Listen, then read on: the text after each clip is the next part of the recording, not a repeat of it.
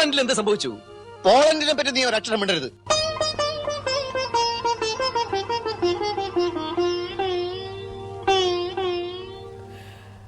So today is fun and games with Harsha and Catherine in terms of technology, but we finally got it all working. We learned some things about Zoom that we didn't know. We think Mercury must be in retrograde in terms of our technology. But we're back with another episode about nepotism, Star Kids. And I'm going to be quite honest from the beginning. Today is a day when I feel really, really out of my depths. Like the last couple of episodes, I was really familiar with the Star Kids we were talking about. I'd seen loads of their movies. But today is a little bit different. So let's talk about who are the Star Kids we're going to talk about today. Yeah, so today we are going to talk about some of the people that don't necessarily have very strong roots in Malayalam cinema yet. Other than Pranav, who is like still a big question mark, these people definitely have careers.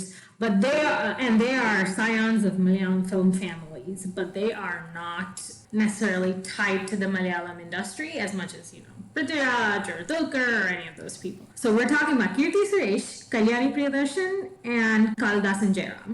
And all of them kind of have their feet in Tamil and Malayalam and Telugu. Yeah, and I think until we hit this episode, I had only seen Jayaram and Priyadarshan. And that was thanks to the last film with Dulquer. And I knew more about her than I think about the other two. I definitely knew nothing about Keerthy Suresh. Absolutely nothing. And I think for me, I went, wait, she's a Malayali? Yeah. And I think because you already mentioned that these three have, careers, bigger careers in particularly the Tamil industry for Kalyani and Kalidas, and in the Telugu industry for Keerthy, that and it's not that I don't watch films from those industries, it's just I don't have time to watch a lot, so I don't hit all of them. So this has been kind of the opportunity for me to, particularly for Kalidas Jayaram, I was always, okay, I'll get to his films, maybe I should see them, I'll get to his films, and this was the opportunity to start. So for those of us who don't know, Keerthy Suresh, again, was the one that I knew the least amount about. And when I was looking her up, her mother was an actress, but I don't even know if I've seen her in anything. And her father was a producer. When I went looking, I discovered that he produced Priyadarshan's debut film. So there is a connection there. But that's about as much as I know about them. Her mom, Menaka, she's done a lot of pretty popular 80s movies, especially with Mammootty. So I'm very much a typical Malayali who sees her face. And, I have, warm feelings, because Keerthy Suresh's, face is so much like her mom's. Yeah, so her mom, Menaka, did a lot of movies with Mammootty in the 80s, and she's a very familiar face if you grew up watching, Malayalam cable movies of the 2000s, because, some of her movies were always on, and that's probably how I know her best. And, you see, they always show up as, a family on, a lot of these talk shows and stuff like that. I didn't always know that she was a Malayali. Her mom is actually from a Tamil family, but she is a very fluent Malayalam speaker, and she is from the border area of Kerala and Tamil Nadu. So they very much, and because her father is a Malayali, I'm sure she identifies as a Malayali. And she, I think the first time I saw her, maybe, was in the promos for Ringmaster, and that kind of gives puts a bad taste in your mouth. And the funny thing is, we talk about this actor and his very young co-stars a lot, but Keerthy actually played his daughter, and then she kind of pretty close to a debut in Malayalam as his love interest. So Hashtag problematic. Yeah, and when I was watching films, I deliberately did not watch Ringmaster. Hashtag problematic. But I did watch Gitanjali, which I hadn't because I had heard it was so terrible. I've definitely seen it too. Because people are like second sequel to Once to Desire, and yeah, it was trash. But that's more Mohanlal's fault than hers. No, and that's true. And I actually, that film made me want to see more of her, because I think most of my problems were that with that film was it tried to hit all the same beats as the original and they didn't work. And I did not need to see Mohanlal as Dr. Sunny again. And the original is so cult classic for many good reasons. And it holds up on view. It holds up on rewatching. Anytime it's still on TV, I just stop and I watch because it is a classic, as you said. Well, and I think the original had really good balance between the comedic moments and the kind of horror-ish supernatural moments.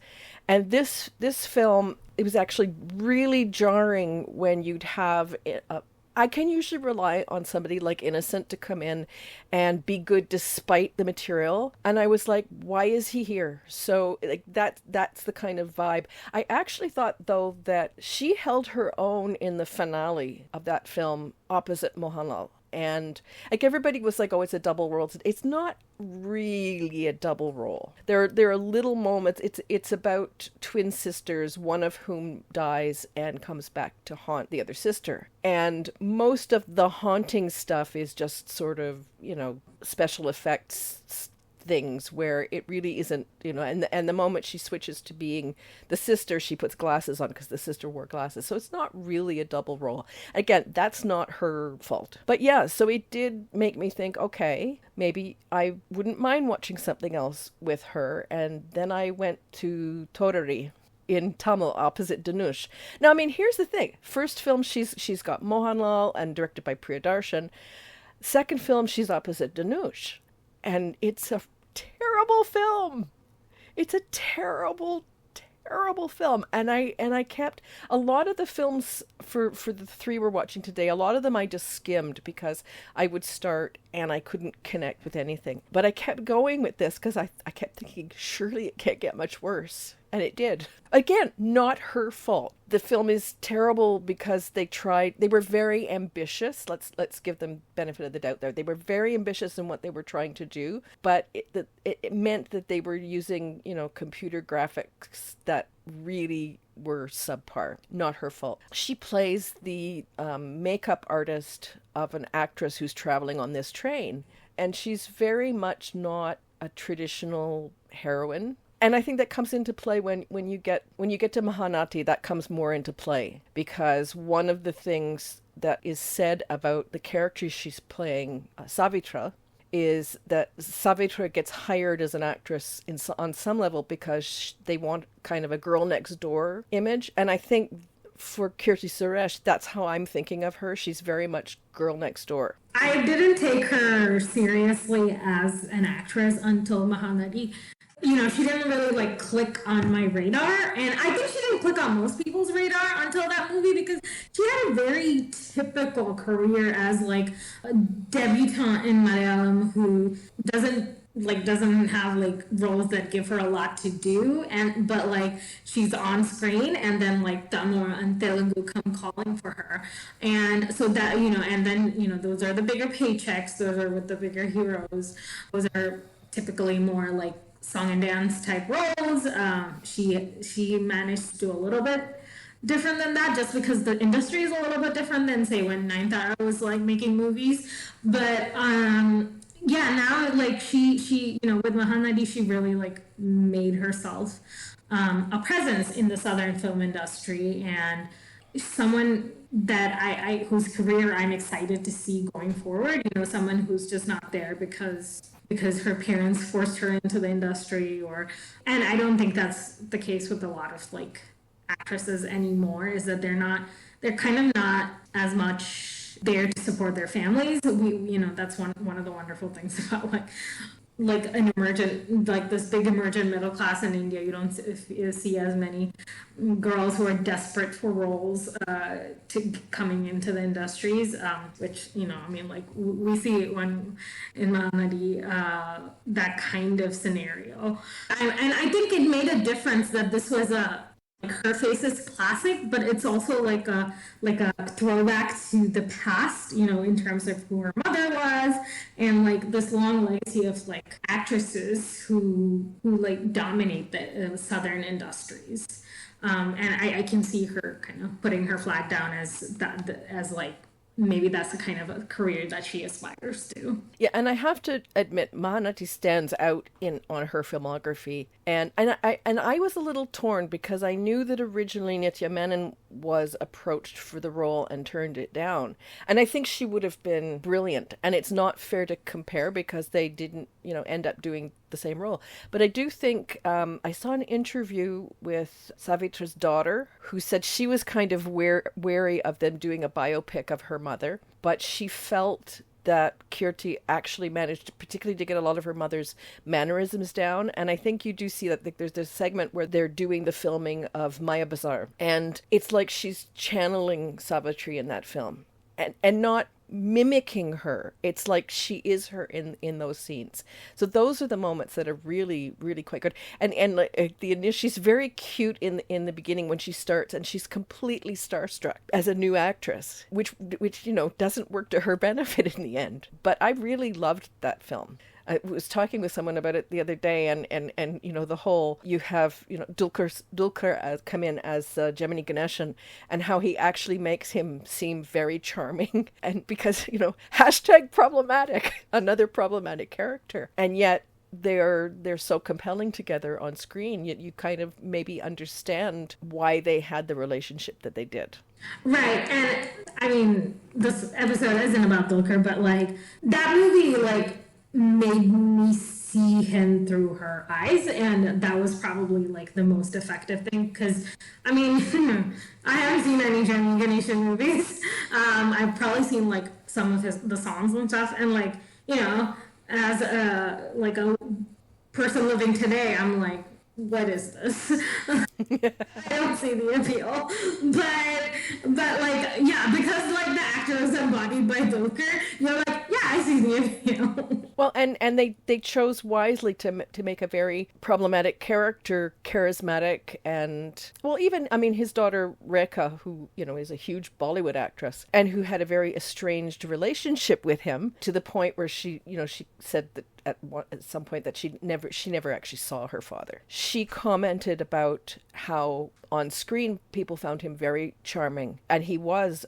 a romantic hero, despite all of the stuff behind the scenes that Mahanati actually, shows us some of that. Yeah, and I think one of the reasons that movie works in so many ways is because in a way that I think a lot of movies that or TV shows that show like the emergence of a famous actress, I think more than most actresses of that period, it shows her agency. And for me, that's always, when you have a female-centric film, it doesn't matter to me if you make a woman the central character if she doesn't have agency. And I feel like that was for a long time in the Indian cinema.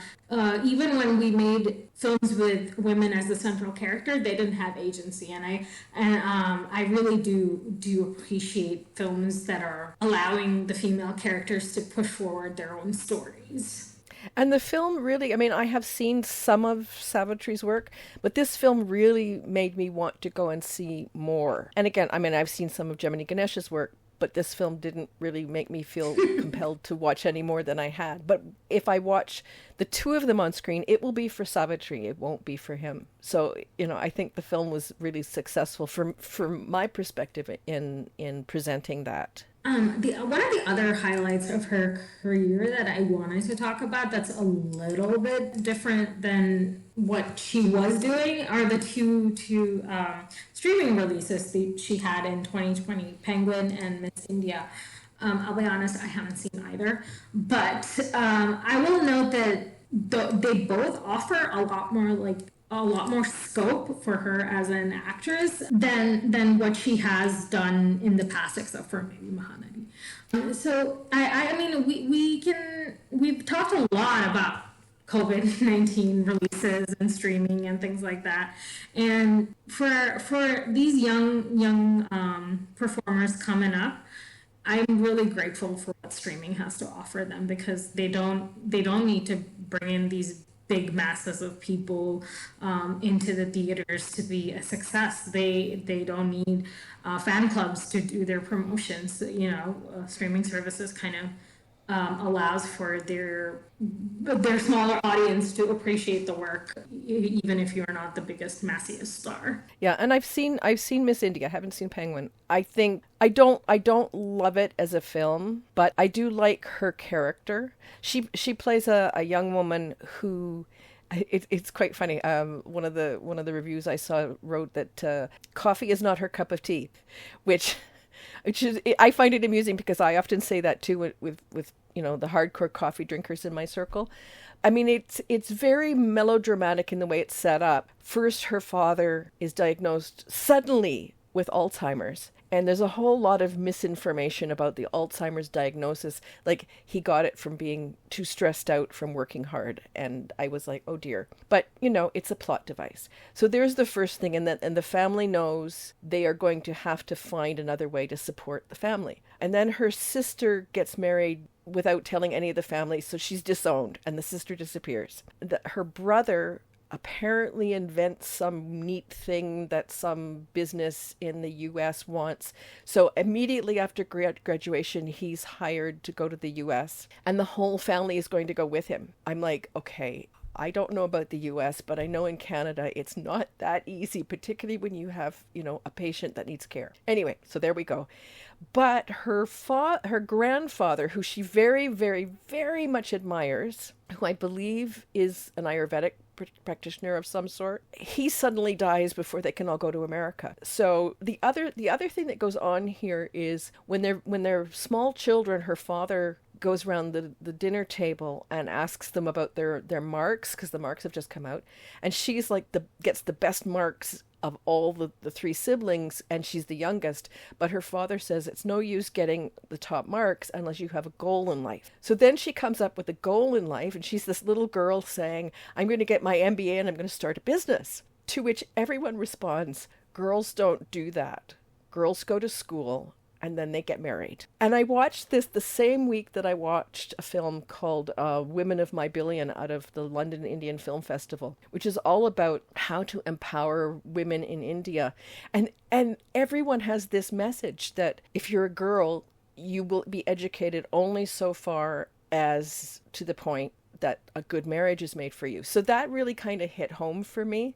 And then the rest of the film is how she goes and gets her MBA and starts her business and proves everyone wrong. So, the ideas in the film are kind of neat, even if the package, again, it's not her, it's the package around her. But you're right. I mean, in terms of access to her, getting it on Netflix was probably the best option for this film, because I think it wouldn't have done as well in a box office. And I mean, with a female lead, doesn't matter who.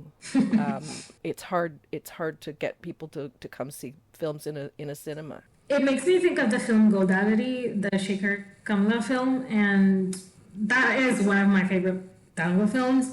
But obviously, and he's still making movies, but I those movies are not, at least the Shekhar Kamala, like Anand and Godavari, those earlier films, they didn't like rake in the movies. I'm glad that these smaller films or smaller female-centric films are getting streaming releases, so at least they can like get to a bigger audience. I do think it makes a difference in terms of the culture of the film industry to be able to have these films available to a wider audience, because it allows the industry to not just be defined by their male stars, but also by their female stars. And I now in my head, Keerthy Suresh is more of a Tamil and Telugu actress than she is a Malayalam actress, and that's perfectly fine. And she's holding her own in those industries, and kudos to her for that. I always think it's so funny that Tamil and Telugu films have so few Tamil and Telugu actresses, and it's always like Malayali, Bangalore-based models or Bombay-based models. There's something very strange about that to me, that female stars in those industries rarely come from those cultures itself. But they're all, I mean, at the same time, there has been, well, I guess it's the same thing you're saying, that you have actresses who cycle through the various southern industries, not necessarily making a name for themselves in any one of them. So this is, she's clearly making a spot for herself in Telugu cinema. Yeah, I'm interested to see what she does next. It is really hard to say, other than Mahanadi, like what her career is going to look like. She has these really cute pictures of her dogs on Onam that I like retweeted. So they're dressed in Munda shirt, and like one of them is a Shih Tzu, like my dog. So really wanted to see where she got those outfits. Those are my comments about Keerthy Suresh. You have a bonding with her over the dog. No, and I agree with you. I would like to see better films built around her, because when you see, something like Mahanati, which was that film, you can see that she really does shine. So I think that's a good way to sum her up. Yeah, and I mean, just as a Malayali, it's cool that she has these connections to like former, a big producer in Malayalam, but also a former, like an 80s actress, and it's a very lovely, familiar face. So I'm going to suggest we go to Kalidas Jayaram next, and save Kalyani for the end, because I think we both will have more to say about her. But I remember, this is the advantage now of being around for the last few years, is I do remember when there was a lot of buzz about him launching, and I think one of the reasons I never got to his films was because he launched in Tamil. And when he was launching, those films were much less accessible. And I think I saw the Cadbury chocolate ad he did before I saw anything else. And then it was just, okay, now the things are coming on streaming and maybe I'll get to it, because I never see a lot of buzz around him. There was a lot of buzz around him in 2016 when the song from Pumaram came out. But because the movie took a long time to release after the song came out, the movie just kind of like petered out. And we should probably talk a little bit about his parents. Yes. Which I knew more about them than I did about Keerthy's parents. Yes. He is the son of Jayaram, the Malayalam actor. He is also from a Tamil family, but again, a Tamil family long settled in Kerala, and his mother is Parvathy. Parvathy is a great Malayalam actress of the late 80s and most of the 90s, and she is also related to Shobana. I've heard somebody asking Jayaram in an interview, what is your wife's favorite heroine opposite you? And he says, well, Shobana's her cousin, so she thinks that we make the best pair. And I you know what? Actually, that's true for me. Shobana and Jayaram are like an amazing pair on screen for me. Yeah, but Shobana is amazing with everybody. That is true. I admit I blow a little hot and cold on Jayaram. Like, sometimes I see him in a film and I'm like, oh, wow, I like this. And then sometimes I see him in a film and it's like, oh dear, this is like tired. And I think for a long time I didn't get to see him at some of his best again, because with some of the older films, like, I really didn't have access. So I wouldn't say he's sort of like in my top tier of faves, but there are moments when I like him and there are moments when and I think some of it may be cultural. I think some of it's more the comedies that I just don't connect with. Jayaram came from a mimicry background from the Kalavan School of Mimicry, I believe, and he performed with them for a really long time. So his real talent is like doing impersonations. And so one of the ways in which Kalidas was like shown to people for the first time was at a Film Fair South ceremony where he was doing mimicry of Rajnikant or Kamal Hassan. And so again, there's very specific kind of like launching that happens with the boys, where they're like building on their dad's legacy. That doesn't, we don't see that happening with Keerthy or Kalyani. There's so much more callback to their dad's careers, and that's definitely, in my opinion, been a bit of an impediment for Kalidas. I would agree with that. And I think that one of the ways I was thinking about that was his debut film was in Tamil, and it's a very massy boilerplate Tamil film. So already it wasn't going to be kind of my thing. And I think the best part about the film is Kamal Hassan, who I hope I'm not misremembering, but I thought I read something about the time that they were doing this, that Kamal Hassan did the cameo as a favor to Jayaram. And it seriously is the best thing. I mean, he's got like, 10 minutes to set the plot of the second half in. It's about a father and a son. The father is always trying to do everything for his son and look after his son and be a mother and a father to his son because the mother is dead. And the son is kind of a, layabout who doesn't do much but also bristles at his father's attention. And the plot twist is Kamal Hassan is some kind of Swami who switches their personalities. So they go into the other, and they have to live in the body of the other, and they get to understand what each of them is about, which is like sort of, already a tired idea. Although if it had been a really good film, I think I would have appreciated more. But it was like I sat there and we hit Kamal Hassan, and the man comes on screen, and what he does is so effortless, and effortless in a good way. Like just like, wow, the star power and the acting ability behind it to come in and do this and lift the film for 10 minutes. But I also, if I had watched that film and left it there, again, as I said, like one of the good things about doing this episode is it kind of forced me not to stop there. If I had just watched that film, I would have went, I'm not sure this kid has anything going for him. Like with Keerthy, part of it is the material. I didn't like the songs, I didn't like the choreography, and I didn't think he was really up to them either. So I think it's really good to remember that sometimes we complain about star kids getting chances and chances and chances to prove themselves, but I think sometimes they do live up to it, even if the first, they do make the most of those additional chances. And I think he's one that does. Yes. Okay. So this is the thing I can always say about Kalidas, is that he's sweet and he's earnest and he tries. And that is not like my that is my perception of him, his public persona. Part of it is it seems like Jayaram hasn't had much of a career with new generation cinema. He's definitely not held up in this.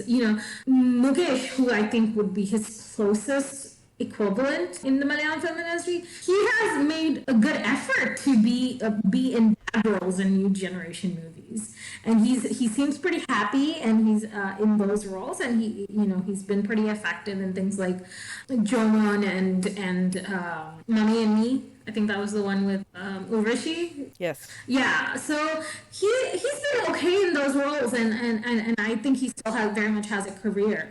But Jayaram does not seem to want to play dads to the new generation yet, and that is putting him in a really awkward situation, because now he's stepped back from acting in a lot of films, but he's actively managing his son's career and kind of putting him in the center stage.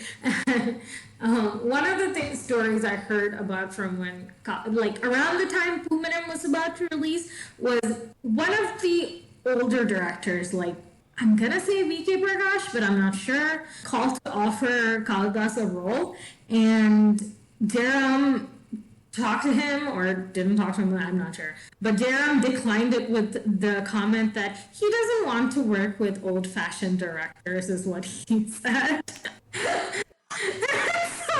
so the hand is very heavy on his kid's career, and it would be nice if he let him loose a little bit.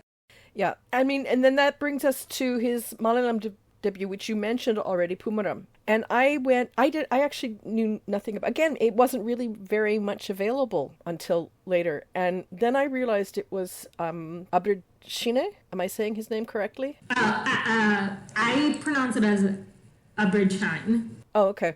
But he did Action Hero Biju. And 1983. And 1983. But here is kind of a new gen guy who is doing something different. And even though it's a lead role for Kalidas, it's not a lead role, because the point of that film is ensemble. Yeah, and the real main character of that film is the Mahatma University Youth Festival. Yeah, it's NG College.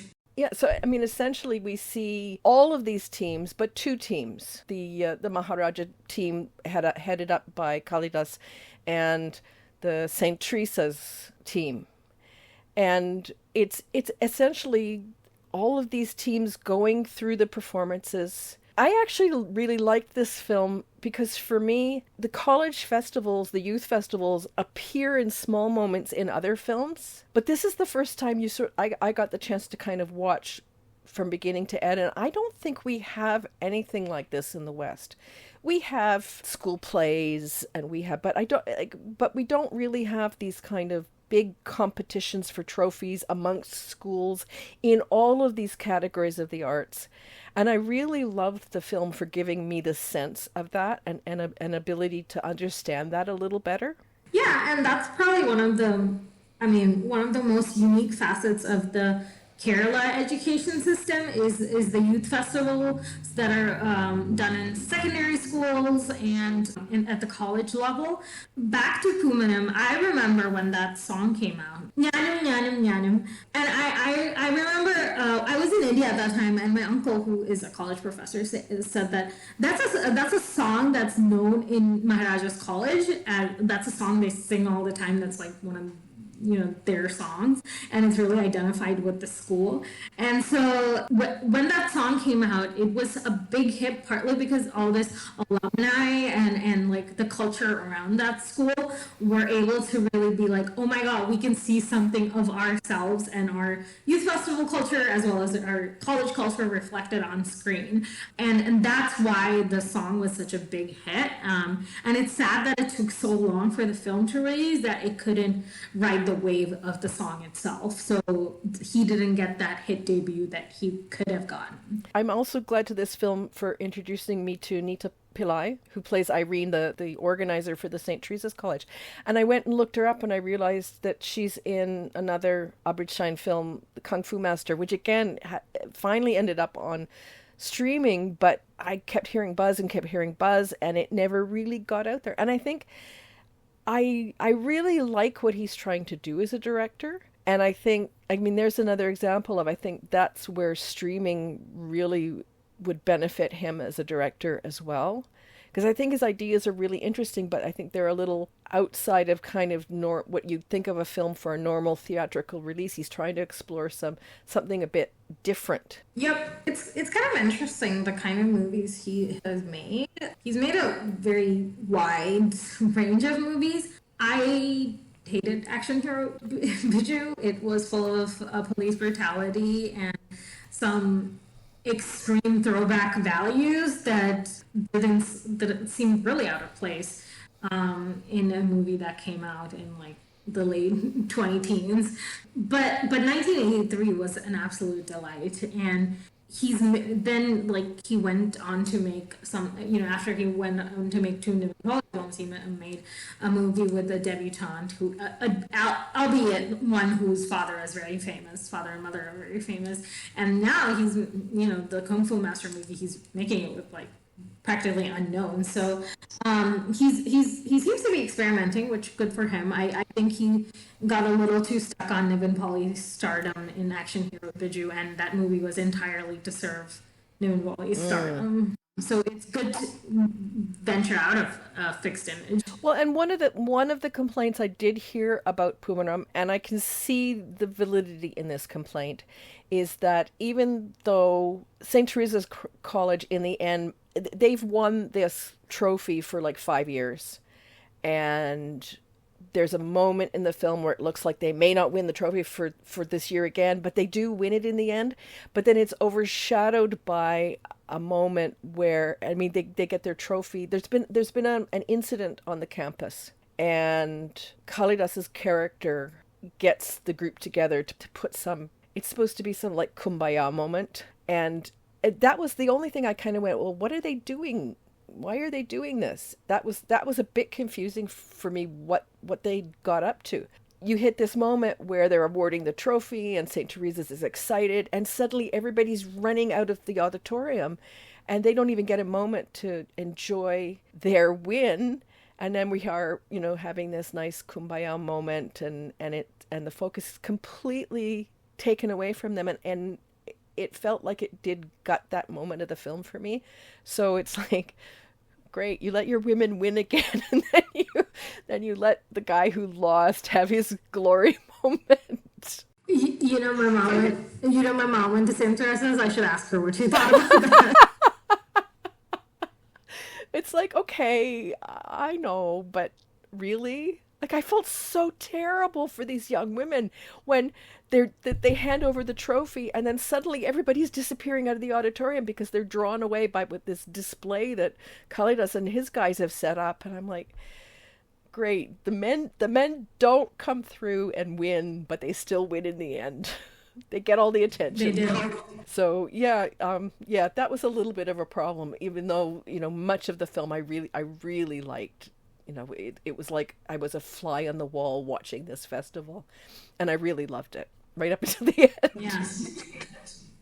But again, not Kalidas's fault. And I actually want to shout out his first movie, or the first movie I saw him in, which was Kochu Kochu Sandoshangal, where he played a small child who was used by his father to manipulate his mother. But it also has some retrograde values. But he got a child performer award for that, and he was, everybody considered him very adorable and a great actor, as a child actor at that time. So he was somebody just like Keerthy Suresh, who started off as a child actor, and in projects that their parents were involved in and have made debuts later on.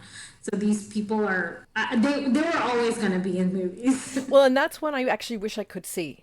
I couldn't find it with subtitles, and I can only hope that maybe he has, because I couldn't see Pranav's child star film for a long time, and then all of a sudden it turned up, I think, on Hotstar with subtitles. So maybe I can hold out hope that this will turn up eventually too, because I would very much like to see what he did as a child actor. Yeah, there wasn't that much heavy lifting for him in the movie. He was playing a child but I think it would, because of who. There's always this delight when you see somebody as a child actor, and then they're all grown up. And both Keerthy and he really tap into that feeling for the Malayali audience, I think. Yeah, I mean, I have, for my Korean dramas, I have a whole set of younger version of actors, and I love them, and I follow them up until they become, the debuts, and they become not child actors anymore. So it's the same here. I would really love to see that film. So come on, Hotstar, get on it with the subtitles. I mean, they put Fahad Fazl's debut film out finally. Come on. Surely we can have this. Yeah, so my thoughts on Kalidas end with, maybe his dad doesn't need such a heavy hand on his career, but I think he's making pretty solid moves on his own, and I really do look forward to seeing him. Even though I am really against, I keep saying, because this topic is power structures and nepotism, I really am against nepotism, but both him and Keerthy, I feel like I want to give more chances to, just because I have like good feelings about it. Well, I think one of the things that we were grasping with this topic, and I think I've mentioned it a couple times, is particularly in the Malayalam industry, most of the star kids are making the most of their chances. If they've got talent, they're working to do it. There are exceptions. I mean, we have a huge, you've mentioned the question mark about Pranav and the whole, with Pranav, we don't even know if he wants to be there. But somebody like Fahad Fazl, who had this terrible, terrible debut and then walked away from films and came back, in more. I mean, that's how I felt a little bit about Pumaram as well. That I had seen Kalidas in these leading films, and I really didn't like him. And then here he was in Pumaram, where he's not really the main character in the film. And I thought, okay, I like this.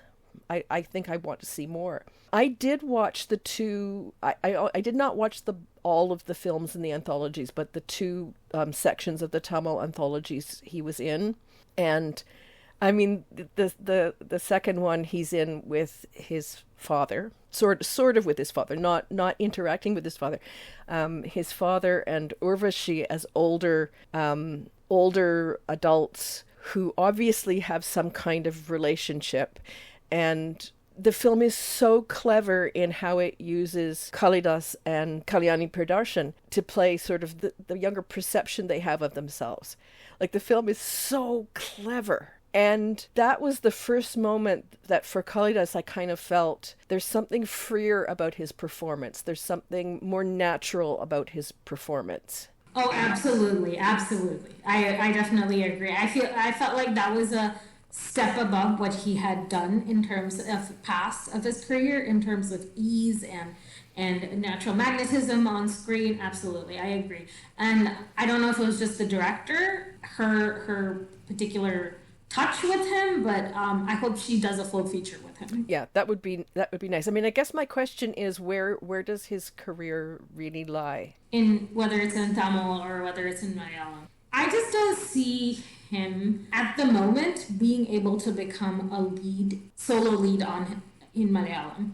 I think Malayalam is just too flush with talent who have more natural ability and connection with the audience than he does. But if he keeps appearing in things like Boomerang, where he's part of a bigger ensemble, I think he can build up that affection from the audience. In terms of Tamil cinema, I think he can keep making, like, the massier kind of films. I think one of them will click for sure.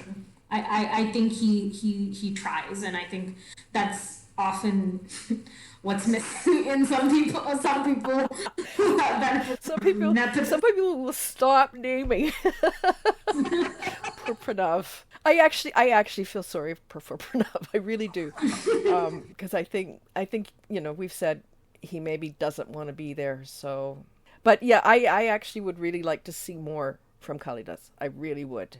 And I think the Tamil industry isn't as good with kind of the alternative art house kind of films, but they do make them. They're there, and I think from what I've seen of him in those kinds of films, that I would seek those out for him. Absolutely. I feel like he's inevitably going to be in a Mani Ratnam film.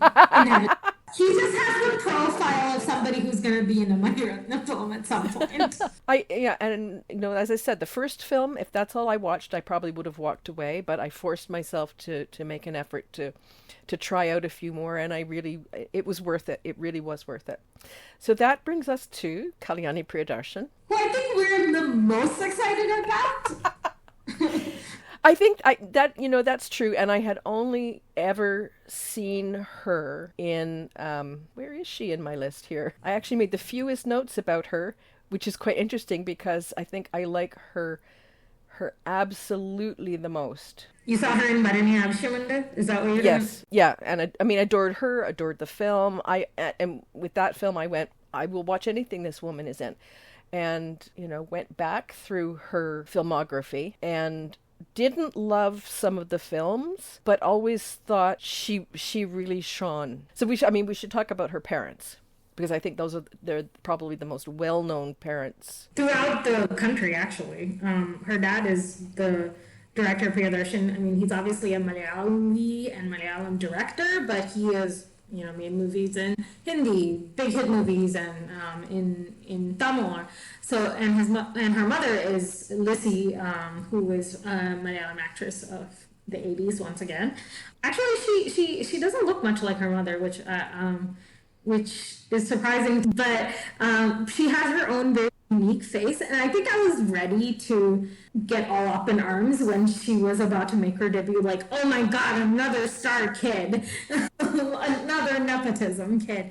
But then she like completely won me over with her performances, and I don't don't know why they're so strong to start off with. I mean, she's a little bit older than your typical star kid who debuts. I think she's 30, but she has worked behind the scenes for a really, and maybe that is the crux of why she has that strength on screen. But she really has, she's got great screen presence. She's got charisma. I mean, I think in some ways, you know, she reminds me a little of Shobana in that I think she would have connection with anyone she's put opposite with on screen. Right. I get where that is coming from. And so far, it's been my experience watching her on screen. Like even I couldn't find her debut film with subtitles. Again, that's another one I don't think it's a great film, but I think I would like to see it with subtitles. I watched Chitrahari in Telugu, which was not about her at all.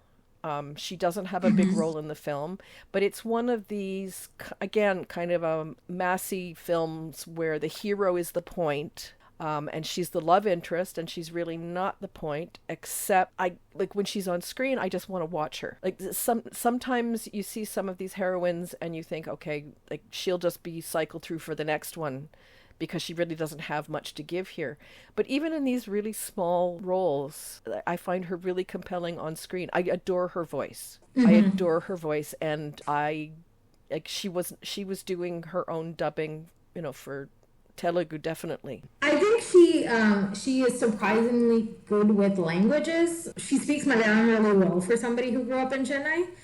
She's acts the opposite a surprising amount of other star kids, and I sometimes wonder if it's the basic comfort level, because these are people she grew up with, that makes her a strong performer with them. But obviously, she often outshines the other star kids that she's acted opposite Kalyani, opposite Kalidas, opposite Tulkar, and she's going to be opposite Pranav. It must be nice to be a girl who grew up in the industry and be like, these guys are all my friends, or I knew them growing up, and so it's probably safer to be a female actress who comes from a film family and who has such a powerful father. Except she's good. I'm the same way as you. I went, oh dear Lord, Priyadarshan's daughter, now what next? And like that just shows you really shouldn't come at these things with these preconceived notions, because like she really, I have so little to say about her, because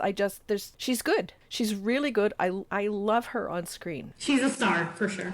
What I found really interesting with, again, she was opposite Kalidas in that Tamil, the short part of the anthology film, and she's playing the younger version of Urvashi, and she's channeling Urvashi. And her body language. Absolutely. And I was like, whoa. I mean, I kind of expected it of Kalidas because, you've mentioned the mimicry aspect. I think she's actually better at challenging Urvashi than he is of channeling his own father. But I kind of went, whoa, how did you do that? It was good. And again, it didn't feel like mimicry. It felt like she was just inhabiting this character who also happens to be inhabited by Urvashi. Yep. It was lovely. I can't say, and I don't know if I want to watch the rest of the anthology. Maybe I'll get there, but I would definitely watch that segment over and over again because it was so clever. When we talk about star kids, there's often this idea that they're directly building on their parent or their uncle or their grandfather's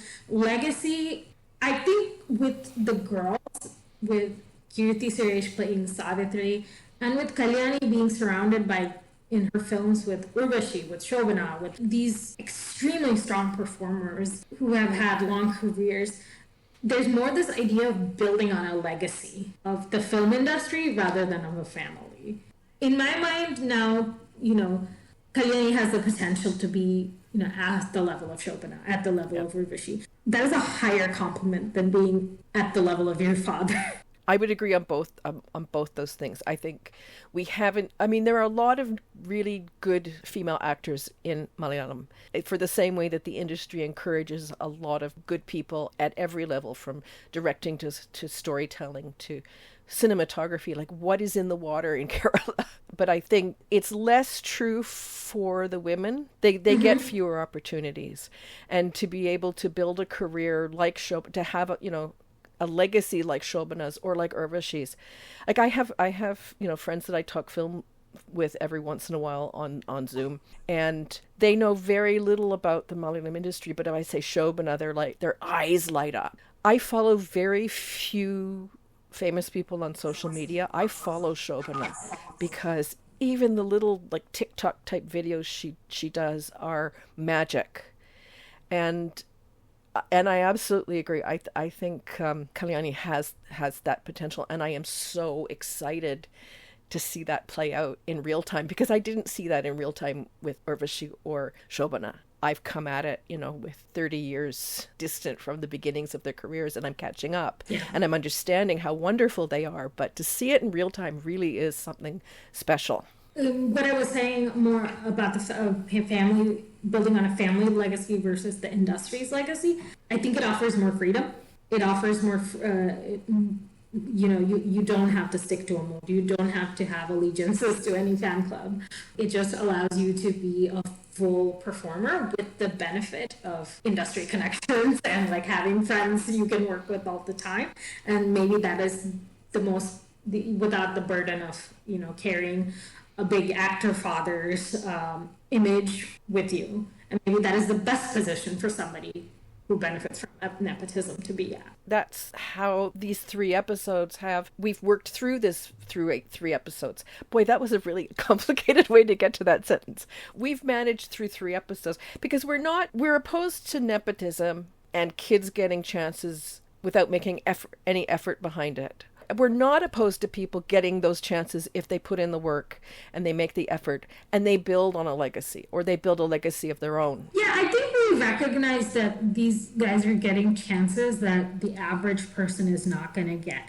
And they are very, very lucky for it. And they should never be like, oh, the expectations of being my father's kid. That kind of worries me I don't think Malayalis will tolerate it. I don't tolerate it. So we never want to hear that. But acknowledging all that you got those chances because of who you come from, still saying that you put in the effort, you have the natural talents and charisma, and you're willing to try different things. I think we can make exceptions for some Nepo kids. Well, and I wonder, I think people would make exceptions in Bollywood as well if those star kids made the similar kind of efforts that are happening here. I think just it tends to... It just looks so different for them. For them, it's having a 6-pack. I mean, Malayalam stars also have surgery, so it's not like they don't get plastic surgery. But for them, it's absolutely getting a 6-pack, getting the right kind of plastic surgery, learning horse riding, learning dancing, learning martial arts. And it's very much a checkbox for them. And then you get your debut. Someone sponsors your debut. And because the history of nepotism in Malayalam cinema isn't that long, because as you said, Prem Nasir's son is doing side roles, we haven't hit that point with the check boxes. I hope we never hit that point where the Nepo kids are making their debuts, just check off a bunch of things. And I don't think the industry is big enough to be doing all that. So the ones we do have, I'm glad some of them are making the effort, and we're so glad to have Fahad Faisal. Oh God, yes. Despite clowned on him for his debut. But if there is any proof that you can have a traditional star kid debut and have it go really badly, and then yet still come back and have a career, he's like the poster child for that. I should not be ending on the negative note, should I? Thanks for listening to the Paul and Nepati podcast. If you like what you're hearing, remember to come back for our next episode and share our podcast with your friends. If you'd like to connect with us, you can email us at polandinapati@gmail.com or reach out to us on our Twitter feed @polandinapati. See you next time.